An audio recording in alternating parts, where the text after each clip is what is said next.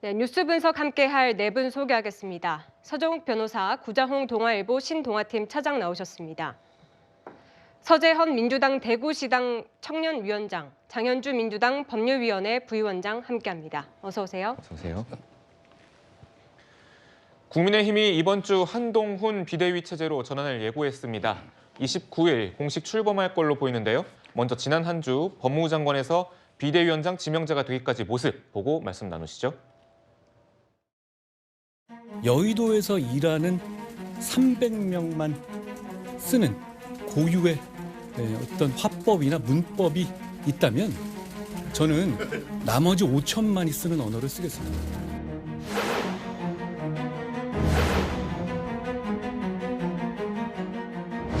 세상 모든 길은 처음에는 다 길이 아니었습니다. 많은 사람들이 같이 하면 길이 되는 거죠. 마음이 좀 독해져가지고 처음에는 막 부담돼서 얘기해줬는데 이제는 안 그럴 수 있을 것 같아요.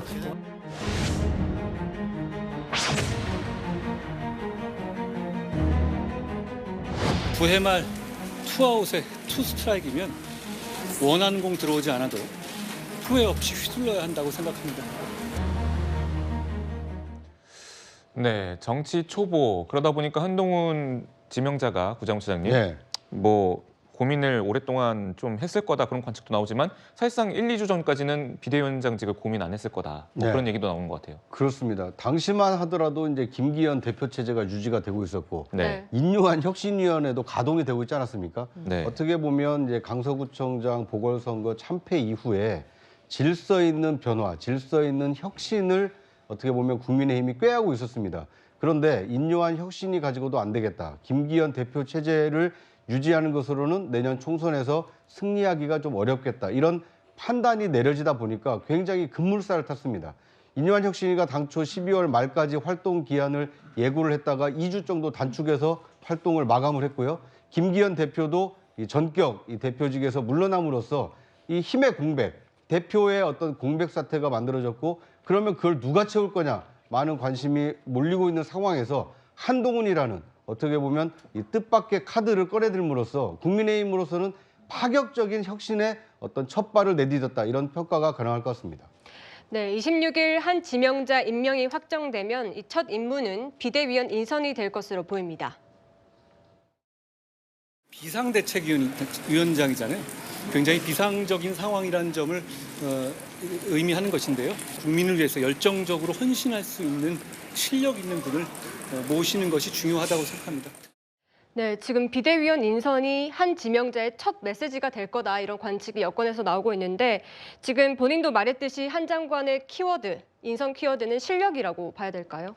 세 단어로 하면 이제 그 열정, 그다음에 헌신, 그리고 이제 그 실력 이렇게 키워드로 정리할 수 있고요. 아마 이제 당연직을 빼고 나면 최대 12명까지 가능한데 어떻게 구성하느냐? 한마디로 이제 중수청 이렇게 하는 게 좋아요. 이념적으로는 이제 그 중도의 넓은 바다로 나가야 됩니다. 중도, 중. 그다음에 지역적으로는 영남당의 이미지를 벗어서 경기도나 서울, 수도권으로 나가야 된다. 그다음에 그 세대를 보면 국민의힘은 이제 그 아무래도 노인, 어르신들에게 지지를 많이 받고 있죠. 근데 청년 쪽으로 나가야 됩니다. 그래서 이제 중도, 수도권, 청년, 중수청 이렇게 구성하는 게 상당히 그 바람직하고 지금은 이제 그 모든 연락을 끊고 지금 이제 어떻게 구성할지 고심에 고심을 거듭하고 있기 때문에 아마 이제 좋은 결과물이 나오지 않을까 이렇게 예측됩니다. 그런데 이제 뭐 저도 정치부 출입을 해봤지만 항상 정치인들이 얘기하는 실력 있는 인재를 뭐 등용하겠다. 각자 이제 초점과 관점이 다른 것 같아요. 실력에 대해서. 한 장관님 하는 그 실력의 기준은 뭐예요? 한마디로 하면 이제 그 전문성이죠.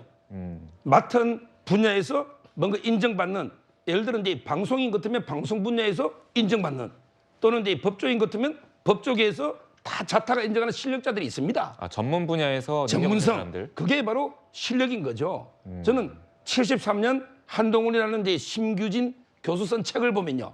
한동훈 장관의 키워드를 한 단어로 중도층이 실력주의에 목말라 있다. 실력주의. 그래서 저는 이번에 각 분야에 여러 다양한 분야의 최고의 전문성을 갖춘 이런 실력자들을 모시지 않을까 이래 봅니다. 네, 그리고 또 한 지명자가 이 여성 지지층으로부터 얻는 또 지지세가 비교적 강한 편 아니지 않습니까? 네. 강한 편인데 그렇다 보니까 이 여성층을 공략하기 위해서 비대위원회 여성을 좀 임명할 것이다 이런 관측도 나오고 있습니다. 뭐 충분히 가능한 예측인 것 같습니다. 그러니까 지난 3구 대선에서 이 승패를 갈랐던 요인 중에 하나가 이 세대 갈등도 있었습니다만 젠더 갈등도 어느 정도 영향을 끼쳤습니다. 당시 국민의힘 후보였던 윤석열 대통령의 경우에는 2030 남성층에서 상당히 많은 지지를 받은 데 반해서 당시 상대였던 이 더불어민주당 이재명 후보의 경우에는 2030 여성층의 지지를 어느 정도 받았기 때문에 아마 내년 총선 승리 가능성을 높이기 위해서는 한동훈 비대위가 약점으로 꼽히고 있는 2030 여성층을 어떻게 공략할 것이냐 이거에 대해서 이제 초점이 맞춰지고 있다 보니까 비대위원도 2030 여성에게 소구력이 있는 인물을 전격 발탁하지 않겠는가 뭐 이런 얘기가 나오고 있고요. 저는 지금 한동훈 비대위가 뭐 실력주의를 그 실력이 입증된 사람을 비대위원으로 임명할 것이다 이런 얘기가 나오는데 네. 실력과 관련해서 아주 그 공인된 얘기가 하나 있습니다. 증명해야 존경받는다라는 이 표어가 있거든요. 어느 이제 기업인이 그 사용하시는 표어인데 증명이라는 것은 말이 증명은 아니지 않습니까? 자신의 뱉은 말이 실제 성과로 이어지는 것. 그 결과물이 증명이 되면 그것이 이제 실력으로 인정받는다 이런 뜻이기 때문에 아마 한동훈 비대위가 꺼내들 그 비대위원회 면면을 따져보면 그분들이 어떤 걸 하겠다라고 얘기한 이 선언적 의미보다는 그분들이 지금까지 각 분야에서 쌓아온 업적과 그 성과 이걸 바탕으로 해서 실력이 검증된 사람을 비대위원으로 발탁하지 않을까 이렇게 예상이 됩니다. 네, 지금 여성 비대위원 후보로 이수정 경기대 범죄심리학과 교수 그리고 김예지 최고위원 등이 거론이 되고 있는데요, 구자홍 차장님. 네. 그런데 워낙 또 한 지명자가 이 정치권 인맥은 비교적 부족한 편이다 보니까 어떻게 인선 작업을 하고 있을까 이거에 대해서 궁금해하시는 분들도 많거든요. 네. 어떻게 하고 있을 거라고 보십니까? 저는 한동훈 장관 스스로 아마 스펙트럼을 넓히는 작업을 할 거라고 봅니다. 네. 그런데 이제 한동훈 장관이 검사로 알려져 있고 법무부 장관으로 알려져 있지만 그런데 이분이 그 걸어온 이력 중에 민정수석실에서 행정관으로 근무한 이력이 있습니다. 네. 그러니까 당시 검찰에서 파견을 나간 형태로 민정수석실에서 근무를 했는데 당시 했던 일이 뭐냐면 이명박 정부에서 임명하는 장차관들 또는 공기업 사장들 이런 사람들에 대한 인사 스크린 그리고 세평 네. 이걸 수집하는 것이었기 때문에 한동훈 장관이 단지 수사만 잘하는 검사가 아니었고 민정수석실에서 대한민국을 이끌 만한 인재풀이 누가 있는지 어떤 사람이 각 분야에서 실력을 인정받았는지 이런 거에 대한 인적 네트워크와 인적 정보도 어느 정도 접할 수 있는 경험이 있기 때문에 한 장관이 과연 어떤 비대위원, 실력이 검증된 비대위원을 꺼내들지 좀 주목이 되는 상황입니다. 네, 아무래도 이제 비대위 구성도 상당히 뭐 정치적인 메시지를 담고 있기 때문에 중요한데 장현주 변호사님, 네.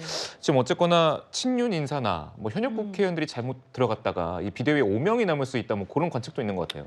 그렇죠. 이제 한동훈 전 장관이고 이제 비대위원장 지명자라고 할 수 있겠는데요. 네.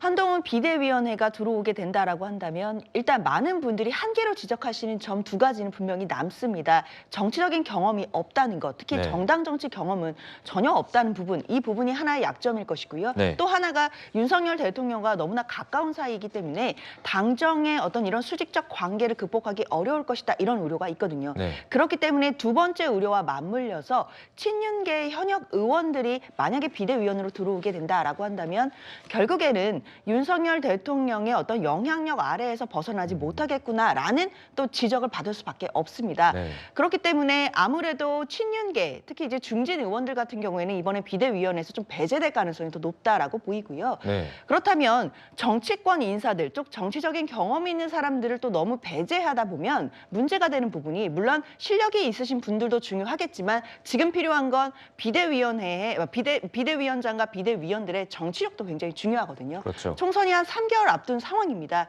이해관계인들의 갈등이 첨예하게 대립될 수밖에 없는 상황이고 이 갈등이 이제 점점 격화될 수밖에 없는 상황입니다. 그 갈등 속에서 정말 고도의 정치력으로 노련하게 그 갈등들을 봉합해 나가야 되는 역할도 비대위원장에게 있는 것인데요.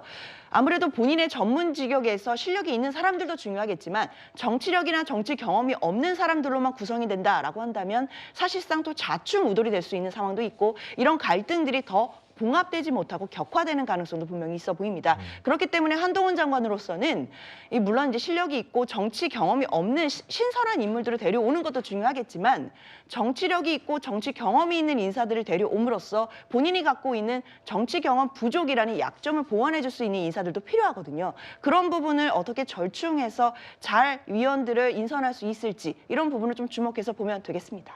네, 지금 29일에 한동훈 비대위가 출범하게 되면 지금 이재명 민주당 대표와도 언젠가 만날 일이 생길 것이다 이런 관측들이 정치권에서 나오고 있는데 이 한 지명자 누구를 가장 먼저 만날 거라고 보십니까, 위원장님? 저는 비대위원 후보군은 제일 먼저 비공식적으로 만날 것 같고요.